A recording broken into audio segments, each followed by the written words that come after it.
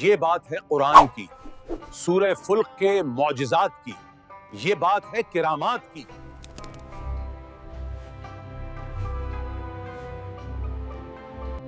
یہ بات ہے سورہ فلق کی، یہ بات ہے ہاروت اور ماروت کی، یہ بات ہے نظر بد اور جنات کی۔ کیا نظر بد واقعی کسی انسان کی جان لے سکتی ہے؟ صحابہ کے دور کا یہ واقعہ سنیں، یہ آپ کی سوچ بدل دے گا۔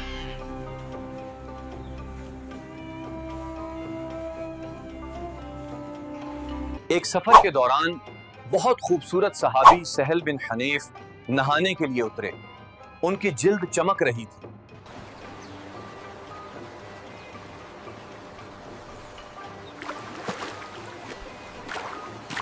ایک اور صحابی نے انہیں دیکھا اور کہا، ایسی چمکتی جلد تو میں نے آج تک نہیں دیکھی، لیکن ماشاءاللہ نہیں کہا۔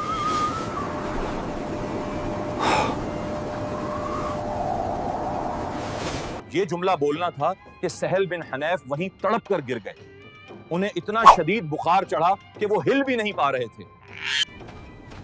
What happened? Is he all right? Is he all right? I don't know. He's barely... نبی کریم صلی اللہ علیہ وسلم نے جب یہ سنا تو فرمایا، تم میں سے کوئی اپنے بھائی کو کیوں قتل کرتا ہے؟ برکت کی دعا کیوں نہیں دی؟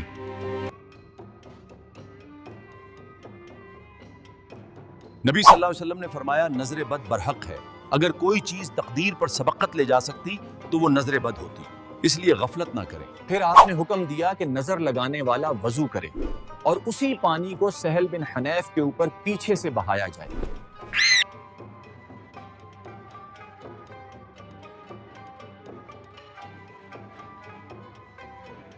جیسے ہی یہ عمل کیا گیا، سہل فوراً ایسے کھڑے ہو گئے جیسے انہیں کچھ ہوا ہی نہیں تھا، گویا کوئی رسی کھل گئی ہو۔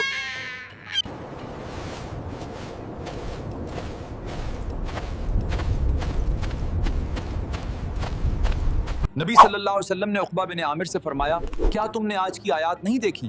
ان جیسی پناہ دینے والی آیات آج تک نہیں دیکھی گئیں۔ لیکن جب رب الفلق ساتھ ہو تو کوئی جادو، کوئی نظر آپ کا کچھ نہیں بگاڑ سکتی۔ تم نے کبھی سوچا کہ جادو کی ابتدا کہاں سے ہوئی؟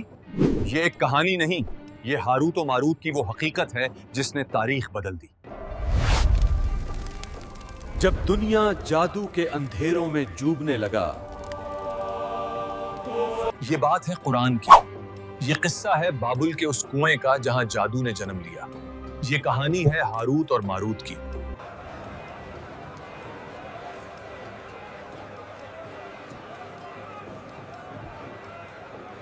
ہر فتنہ ایک دروازے سے شروع ہوتا ہے، اور ہاروت و ماروت کی کہانی وہ دروازہ ہے جسے کھولنا بھی خطرناک اور بند کرنا بھی ضروری ہے۔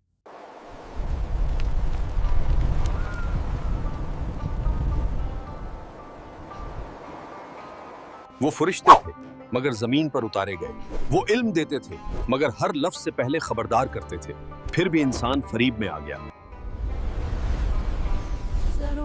ہم تو صرف آزمائش ہیں، کفر نہ کرو۔ وہ جادو سکھانے سے پہلے صاف کہہ دیتے تھے، ہم تو صرف ایک امتحان ہیں، یہ کالا علم سیکھ کر اپنی آخرت برباد نہ کرو۔ میں یہ طاقت چاہتا ہوں، چاہے قیمت کچھ بھی ہو۔ انسان پھر بھی فریب میں آ گیا۔ لوگ کہتے ہیں انہوں نے گناہ کیا، مگر سچ یہ ہے کہ وہ معصوم فرشتے تھے۔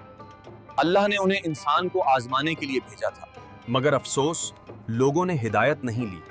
انہوں نے وہ عمل سیکھا جس سے میاں اور بیوی کے درمیان جدائی ڈالی جا سکے۔ یہ عمل جدائی ڈال دے گا۔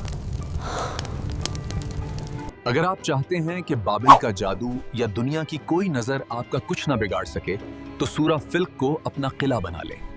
اسی لیے سورہ فلق نازل ہوئی۔ وہاں بابل میں جادوگر گرہیں لگاتے تھے، اور یہاں اللہ نے گرہوں میں پھونکنے والیوں کے شر سے بچایا۔ اور ان جادوگرنیوں کے شر سے جو گرہیں لگا کر پھونکتی ہیں۔ کیا آپ جانتے ہیں، حسد کی آگ انسان کے جسم کو ایسے کھا جاتی ہے جیسے آگ سوکھی لکڑی کو۔ مدینہ کے پرسکون ماحول میں ایک ایسی سازش رچی گئی۔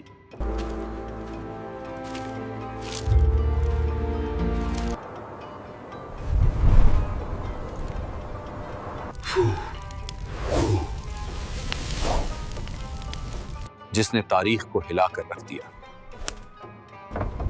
کوئی دیکھ تو نہیں رہا؟ جلدی دروازہ کھولو۔ یہ بات شروع ہوتی ہے اس لمحے سے جب ایک یہودی نے آپ صلی اللہ علیہ وسلم کے خلاف سازش سوچی اور وہ حرکت کی جو تاریخ میں لکھی گئی ہے۔ اس بدبخت نے نبی کے مبارک بال اور کنگھی کے دندانے چرائے تاکہ ان پر عمل کر سکے۔ مل گیا، بال مل گئے، مل گئے۔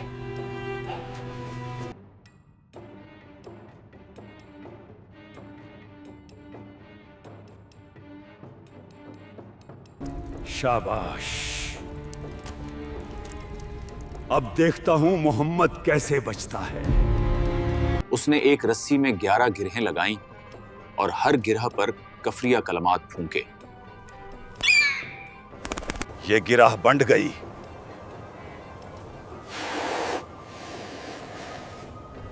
ہمیشہ کے لیے۔ یہ جادو کوئی نہیں توڑ سکے گا، کوئی نہیں۔ اس نجاست کو زروان نامی کنویں کی تہہ میں ایک بھاری پتھر کے نیچے دفن کر دیا گیا۔ آج رات یہ قصہ ختم ہو جائے گا۔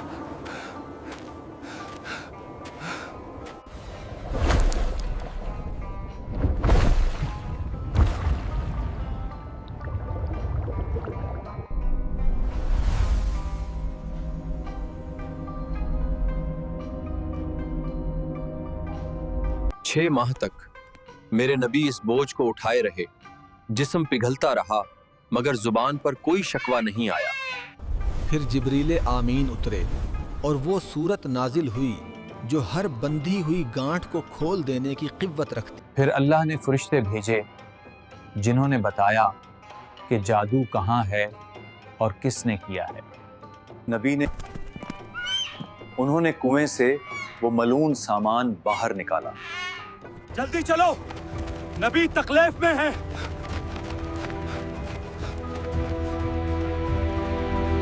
اللہ اکبر۔ اے رہا وہ پتھر۔ جیسے جیسے سورہ فلق پڑھی گئی جادو کی تمام گرہیں ایک ایک کر کے کھلتی گئیں۔ بسم اللہ۔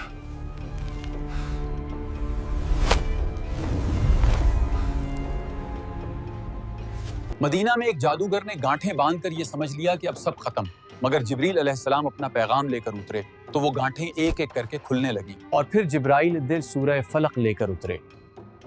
اللہ نے فرمایا قل، اور اندھیری رات کے شر سے، کیونکہ جرائم اندھیرے میں ہی ہوتے ہیں۔ جب جادو کنویں کی تہہ میں سویا ہوا تھا تب سورہ فلق جاگ رہی تھی۔ یہ سورت ہر بندھی ہوئی گانٹھ کو کھولنے کی طاقت رکھتی ہے، یعنی ہر اس چیز کے شر سے پناہ جو اس نے پیدا کی۔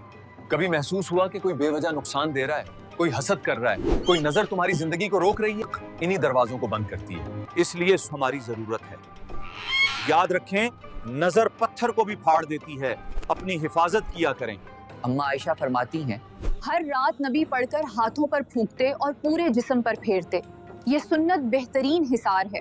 یاد رکھیں، جادو کی بنیاد حسد ہے، چاہے وہ بابل کا قصہ ہو یا لبید بن عاصم کی سازش۔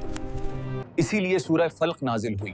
وہاں بابل میں جادوگر گرہیں لگاتے تھے، اور یہاں اللہ نے گرہوں میں پھونکنے والیوں کے شر سے بچایا۔ اور سب سے بڑا فتنہ حاسد کا شر، جب وہ حسد کرے۔ لیکن قرآن نے فیصلہ سنا دیا، جادوگر اللہ کے حکم کے بغیر کسی کو ذرا برابر نقصان نہیں پہنچا سکتے۔ اپنی ڈھال بنا لیں، اللہ آپ کی حفاظت کرے گا۔ جزاک اللہ خیر۔ ہمارا مقصد انسانیت کی فلاح اور قرآن کو آسان الفاظ میں بیان کرنا ہے تاکہ لوگ آسانی سے سمجھ پائیں۔ اللہ آپ کا حامی و ناصر ہو۔ اگر آپ کو لگتا ہے کہ ہم نے کہیں پر کوئی غلطی کی ہے تو اس سے غلطی میں ہماری اصلاح ضرور کریں، کیونکہ انسان اشرف المخلوقات ہے تو غلطیوں کا پتلا ہے۔ یہ تمام کام محض صدقہ جاریہ ہے، اور اپنے رب کی رضا کے لیے اگر آپ اس میں شامل ہونا چاہتے ہیں تو اس پیغام کو ضرور آگے شیئر کریں۔ اپنی قیمتی رائے کا اظہار بھی کیجیے، اور چینل کو سبسکرائب کر کے ہماری حوصلہ افزائی بھی کیجیے۔